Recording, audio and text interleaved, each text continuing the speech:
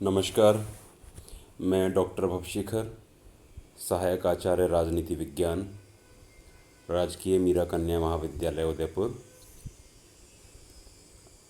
आज एक बार आपके समक्ष तृतीय वर्ष कला राजनीति विज्ञान के द्वितीय प्रश्न पत्र अंतर्राष्ट्रीय संबंध के अंतर्गत चीन की विदेश नीति का जो सैद्धांतिक पक्ष है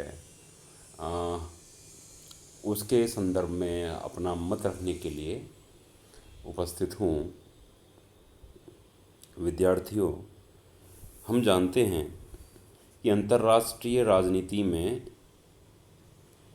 आज अनेक कारणों से चीन का विशिष्ट महत्व है। आर्थिक सुधारों ने चीन को विश्व की एक बड़ी आर्थिक शक्ति बना दिया है।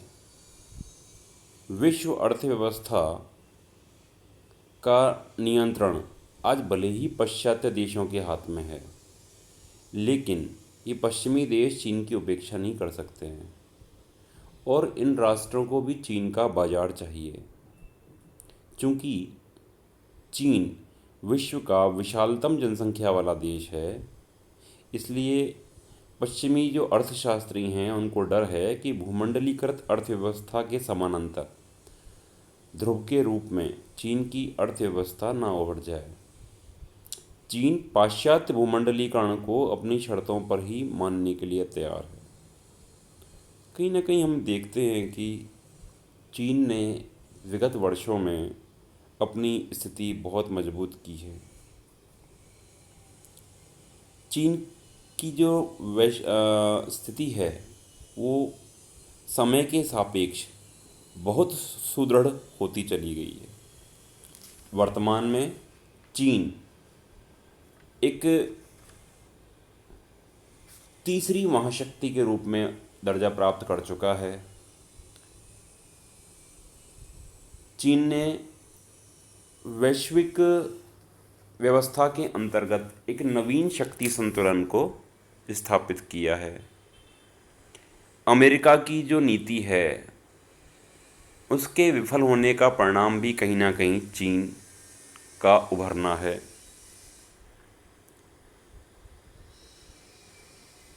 जो नवीन अंतर्राष्ट्रीय समस्याएं उत्पन्न हो रही हैं और संपूर्ण एशिया के अंतर्गत जो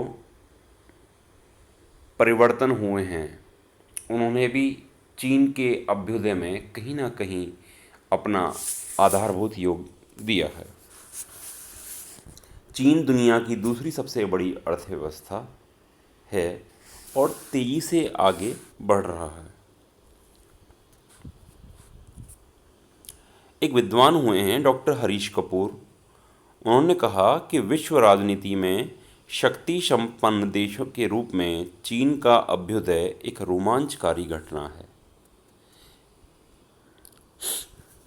निश्चित रूप से हरीश कपूर का यह वक्तव्य चीन की स्थिति की वास्तविकता या यथार्थता की ओर संकेत करता है। चीन की विदेश नीति के लक्ष्यों को दो वर्गों में बांटा जा सकता है। पहला है राष्ट्रीय हित या स्वार्थ और दूसरा है विश्वव्यापी क्रांति का दूरवर्ती लक्ष्य। पीकिंग का राष्ट्रीय हित अपने देश के सभी पुराने प्रदेशों को साम्यवादी शासन के अंतर्गत लाना, दूसरा मौलिक राष्ट्रीय सुरक्षा का है। इस दृष्टि से साम्यवादी चीन एशिया से सभी पश्चिमी शक्तियों को निकालना चाहता है और जापान या भारत जैसे किसी अन्य एशियाई राष्ट्र को सुदृढ़ सैनिक शक्ति नहीं बनने देना चाहता। उत्तरी कोरिया तथा वियतनाम को अपने देश की रक्षा के लिए बहुत आवश्यक समझता है और यहाँ किसी शक्ति को अड्डा नहीं बनने देना चाहता। यदि हम संक्षेप में कहें तो चीन की साम्यवादी सरकार ने अपनी विदेश नीति के कुछ लक्ष्य निर्धारित किए हैं, जो कि आप इस प्रकार समझ सकते हैं कि पहला है कि चीन की स्वतंत्रता और अखंडता की रक्षा करना, दूसरा चीन को एक महाशक्ति, तीसरी बड़ी शक्ति के रूप में पुनः स्थापित करना, एशिया में अपना प्रभुत्व स्थापित करना, एशिया और अफ्रीका में साम्यवादी जगत का नेतृत्व करना और साम्राज्यवादी शक्तियों विशेषकर संयुक्त राज्य अमेरिका के विरुद्ध संघर्ष में साम्यवादी देशों का सहयोग करना, प्रवासी चीनियों के हितों, अधिकारों, परिवार और संपत्ति की रक्षा करना, चीनी सीमाओं का विस्तार करना, सोवियत संघ अथवा रूस के प्रभाव क्षेत्र को काटना तथा चीनी राष्ट्र की सैनिक शक्ति में वृद्धि करना। तो ये चीन की विदेश नीति के जो उद्देश्य हमको नज़र आते हैं। जब चीन की विदेश नीति के आधारभूत निर्माणक तत्वों के बारे में बात करते हैं तो हम पाते हैं कि चीन की विदेश नीति कई तत्वों से प्रभावित है। इनमें सर्वाधिक महत्वपूर्ण तत्व है उसकी भौगोलिक स्थिति, ऐतिहासिक परंपराएं, राजनीतिक विचारधारा, आंतरिक राजनीति के उतार चढ़ाव और अंतर्राष्ट्रीय घटनाओं एवं परिस्थितियों के दबाव। साम्यवादी चीन की विदेश नीति पर माओ की विचारधारा का विशेष प्रभाव रहा है। चीनी विदेश नीति का पहला प्रेरणा स्रोत उसके नेताओं का यह अगाध विश्वास है कि चीन विश्व की महाशक्ति है और उसे महाशक्ति की भूमिका अदा करनी है।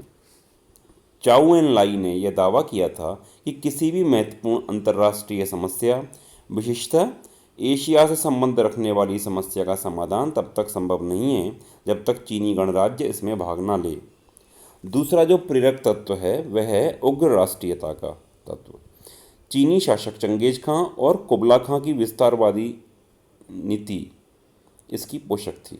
उनका अपनी राष्ट्रीय सीमा का कोई स्पष्ट मानचित्र नहीं है। स्वराष्ट्र की श्रेष्ठता, परराष्ट्र विरोधी परंपरागत भावना और व्यापक चीनी साम्राज्य की महत्वाकांक्षा उसे उग्र राष्ट्रवादी बना देती है। तीसरा प्रेरक तत्व जो है वो राष्ट्रीय हित का है।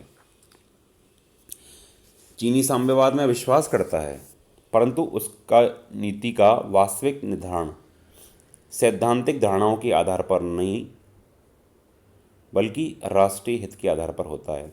अमेरिका से शत्रुता उसकी विदेश नीति की सबसे अधिक स्थायी विशेषता रही है, परंतु इस विरोध का वास्तविक कारण सैद्धांतिक नहीं था वरन दोनों देशों के राष्ट्रीय हित एशिया, खासतौर से दक्षिण पूर्वी एशिया में अपना अपना नेतृत्व स्थापित करने के लिए टकराते थे। चौथा प्रेरक तत्व परंपरागत प्रवृत्तियों तथा आधुनिक राष्ट्रवाद का है। चीनी सभ्यता और इतिहास कई हजार वर्ष पुराना है। पिछले 2000 वर्षों में चीन ने शक्तिशाली होने पर सुदूर पूर्व, मध्य एशिया एवं दक्षिण पूर्वी एशिया में विशाल साम्राज्य स्थापित किए थे। प्राचीन चीनी अपने देश को सभ्यता का केंद्र समझते थे और इसलिए उसे सभ्य जगत का मध्य बिंदु मानते थे। 19वीं सदी के यूरोप की महाशक्तियों ने उसे परास्त कर उनसे जबरदस्ती अनेक अपमानजनक संधियां स्वीकार करा के उनकी भावनाओं को ठेस पहुंचाई। राष्ट्रीयता के रूप में चीन में उसकी प्रबल प्रतिक्रिया हुई और साम्यवादी शासन इस राष्ट्रीय अपमान का प्रतिशोध लेने के लिए चीन को विश्व की महान शक्ति बनाकर पश्चिमी शक्तियों तथा जापान के प्रभुत्व और वर्चस्व को जो है समाप्त करना चाहता है। उनकी विदेश नीति का जो पांचवा प्रेरक तत्व है वह है साम्यवादी विचारधारा। चीनी नेताओं का यह दृढ़ विश्वास है कि इस समय साम्यवाद और पूंजीवाद में विश्वव्यापी क्रांतिकारी संघर्ष चल रहा है और अंतिम रूप से विजय साम्यवाद की होगी। इसे शीघ्र लाने के लिए उनका यह पवित्र कर्तव्य है कि वे साम्यवाद और लेनिनवाद में सिद्धांतों का प्रसार करें, विश्व क्रांति को सफल बनाने का प्रयत्न करें और साम्यवादी शासन के राजनीतिक क्षेत्र को बढ़ाने का प्रयास करें। चीन के साम्यवाद में कई विचारधाराओं का संगम हुआ है जिसमें मार्क्स, लेनिन, स्टालिन और माओ की विचारधाराएं हैं। चीनियों का यह दावा है कि माओ ने मार्क्सवाद और लेनिनवाद को अपने नवीन विचारों के योगदान से समृद्ध किया है। माओ शक्ति के दर्शन में विश्वास करते थे। वे सैनिक और राजनीतिक शक्ति में घनिष्ठ संबंध मानते थे। उनका कहना था कि राजनीतिक शक्ति बंदूक की नली से उत्पन्न होती है और बंदूक से कोई वस्तु उत्पन्न की जा सकती है। वे समूचे विश्व को दो वर्गों में बांटते थे और तटस्थ राष्ट्रों के अस्तित्व को स्वीकार नहीं करते थे। माओ ने विदेश नीति के लचीलेपन पर काफ़ी बल दिया। आधुनिक युग में चीनी विदेश नीति में आए चमत्कारिक मोड़ का राज देंग शियाओपिंग की प्रतिभा है। देंग आज चीन के शिखर नेता हैं। उन्होंने चीन में क्रांतिकारी एवं मूलगामी परिवर्तन किए हैं। तो इस प्रकार से हम कह सकते हैं कि आज का चीन संयुक्त राज्य अमेरिका, यूरोप, जापान, जर्मनी देशों के लिए आकर्षण का केंद्र बनता जा रहा है, क्योंकि देंग के नेतृत्व में उदारवादी अर्थव्यवस्था के भूमंडलीय खोल में चीन ने प्रवेश कर लिया है। तो इस प्रकार की जो स्थिति हमको दृष्टिगत होती है। जब हम चीन की विदेश नीति के साधन की बात करते हैं तो हम विद्यार्थियों हमें यहाँ ध्यान रखना चाहिए कि अपनी विदेश नीति के लिए उपयुक्त उद्देश्यों और लक्ष्यों को पूरा करने के लिए चीन अनेक प्रकार के साधनों का प्रयोग करता है। इसमें प्रमुख सैनिक शक्ति का दबाव, राजनीतिक कार्य, कूटनीति, प्रचारात्मक मनोवैज्ञानिक युद्ध, आर्थिक प्रतियोगिता और मूल्योच्छेद हैं। इनमें से सभी साधनों का प्रयोग एक साथ संभव नहीं है। विभिन्न परिस्थितियों के अनुसार इन साधनों का उपयोग किया जाता है। इन साधनों के प्रयोग के समय चीन को अपने देश की आंतरिक परिस्थिति को भी ध्यान में रखना पड़ता है। इसे दृष्टि में रखते हुए ही वे अपने प्रादेशिक दावों, राष्ट्रीय सुरक्षा और एशिया में चीनी तथा साम्यवादी प्रभाव की वृद्धि के लक्ष्य को पूरा करता है।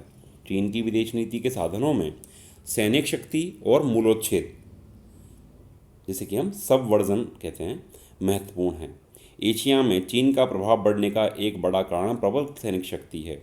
चीन इस समय अपने 4 मौलिक उद्देश्यों की पूर्ति के लिए अपनी सैनिक शक्ति का विकास बड़ी तीव्र गति से कर रहा है। पहला उद्देश्य है चीन को साम्यवादी आर्थिक पद्धति के साथ महान राजनीतिक तथा भयावह एवं प्रचंड सैनिक शक्ति बनाना। दूसरा उद्देश्य है अपनी इस प्रचंड शक्ति द्वारा एशिया महाद्वीप का प्रमुख शक्ति बनना और यहाँ अपना सर्वोपरि प्रभाव स्थापित करना। तीसरा उद्देश्य एशिया, अफ्रीका और दक्षिणी अमेरिका में साम्यवादी आंदोलन का नेतृत्व ग्रहण करना। चौथा उद्देश्य चीनी नेताओं का दावा है कि वे समूचे विश्व में पूंजीवाद और साम्राज्यवाद के विरुद्ध होने वाली क्रांतियों के प्रबल पोषक हैं तथा क्रांतिकारी युद्ध में प्रत्येक देश की जनता को सहायता देने के लिए सदैव प्रस्तुत है। चीनी सैनिक शक्ति का मेरुदंड जनमुक्ति फौज है, जिसकी संख्या 27 लाख के आसपास है। इस समय चीन अणुबम, आणविक आयुधों और प्रक्षेपास्त्रों के विकास में अपनी समूची शक्ति लगा रहा है। सैनिक शक्ति का अतिरिक्त चीनियों का अपने उद्देश्यों की प्राप्ति का दूसरा साधन मूल्योच्छेद है। मूल्योच्छेद का अर्थ है प्रच्छन्न या गुप्त रूप से ही अंदर विरोध से किसी देश की शक्ति की जड़ों को खोखला करना। तो यह सैनिक शक्ति और राजनीति 2 प्रकार का है। राजनीतिक मूल्योच्छेद के प्रमुख तत्व हैं प्रचारात्मक साधन, सहानुभूति रखने वाले संगठनों का निर्माण, सांस्कृतिक शिष्टमंडल, कम्युनिस्ट पार्टियां, असंतुष्ट नेता और आर्थिक सहायता। इन सब साधनों का प्रयोग ऐसी कुशलता से किया जाता है कि विदेशों में साम्यवाद का विरोध करने वाली सरकारों की जड़ें भीतर ही भीतर खोखली हो जाएं और वहाँ साम्यवाद तथा साम्यवादी चीन के अनुकूल वातावरण उत्पन्न करके साम्यवादी शासन स्थापित किया जाए। जब हम चीन की विदेश नीति के अध्ययन करते हैं तो हमें इसके विकास के मूल रूप से 4 चरण नजर आते हैं। पहला है उग्र नीति का युग, जो कि 1949 से लेकर के 53 तक का रहा। दूसरा है शांतिपूर्ण सह अस्तित्व की नीति का युग, जो 1954 से 57 तक रहा। तीसरा युग कह सकते हैं नई आक्रामक युद्ध नीति का युग, जो कि 1957 से लेकर 1969 तक रहा। और चौथा है युआन कूटनीति का युग, जो कि 1969 से लेकर के वर्तमान समय तक का रहा। तो इस प्रकार से चीन की विदेश नीति इन 4 भागों के अंदर में हमको दिखलाई पड़ती है। चीन की जो विदेश नीति है उसकी प्रमुख विशेषता आक्रामकता है। आक्रामकता चीन का स्वभाव है। आक्रामकता का मतलब प्रहार या हमला ही नहीं, किसी न किसी तरीके से दूसरे देशों या अपने देश में भी इसी तरह की स्थितियां पैदा करने की कोशिश करना है, जिससे तनाव बनता और बढ़ता है। तनाव बढ़ने की यह प्रवृत्ति कभी कभी हमले का स्वरूप अख्तियार कर लेती है, जैसा कि 1950 में कोरिया, 1962 में भारत के साथ हुआ। 1969 में सोवियत संघ और 1979 में वियतनाम के साथ भी चीन ने इसी आक्रामकता का परिचय दिया। इसी तरह का प्रहार का तात्पर्य अपने प्रभाव, प्रभुत्व और दादागिरी का प्रसार करना है। चीन शायद यही चाहता है। उसका मानना भी है कि इस प्रकार की गतिविधियों से केवल इतिहास के पन्नों में ही नहीं उनका स्थायी स्थान नहीं है, बल्कि अंतर्राष्ट्रीय क्षेत्र में भी उसका दबदबा बढ़ता है। मोटे तौर पर दूसरे को आतंकित करने की नीति ही उसका शायद जैसे स्वभाव बन चुका है। इस प्रकार से हम देखते हैं कि चीन की विदेश नीति आक्रामकता की नीति प्रमुख रूप से रहती है। लेकिन जब हम एक दूसरे पहलू पर नज़र डालते हैं तो हमको दिखता है कि 80 वर्षीय देंग शियाओपिंग के राष्ट्रपति काल में चीन की राजनीति और विदेश नीति में निर्णायक व मूलभूत परिवर्तन आए हैं। 1970 के बाद क्रमशः चीनी साम्यवादी दल ने पहले माओ की बदनाम सांस्कृतिक क्रांति व बाद में धीरे धीरे मार्क्सवाद व लेनिनवाद से भी प्रस्थान करना प्रारंभ कर दिया। धीरे धीरे मूल अर्थव्यवस्था की नीतियों को क्रियान्वित करते हुए चीनी नेता अब खुले तौर पर यह कह रहे हैं कि मार्क्स की महानता का हमें आदर करना चाहिए, लेकिन मार्क्स व मार्क्सवाद के साथ धार्मिक पूज्यता का जो संबंध है उसको जोड़ना गलत है। आज चीनी व्यापार में 8 अरब डॉलर विदेशी पूंजी का विनियोग हुआ है, जबकि माओ का सिद्धांत ना दुनिया से सहायता लेना, ना दुनिया के व्यापारियों को चीन में घुसने देना। चीन ने बाजारों में आर्थिक सुधार लाने का निर्णय किया है। तो कहीं ना कहीं हम देखते हैं आर्थिक सुधारवाद की राह पर भी चीन आगे बढ़ रहा है। तो यह चीन की विदेश नीति का जो सैद्धांतिक पक्ष है वो हमको नज़र आता है। धन्यवाद।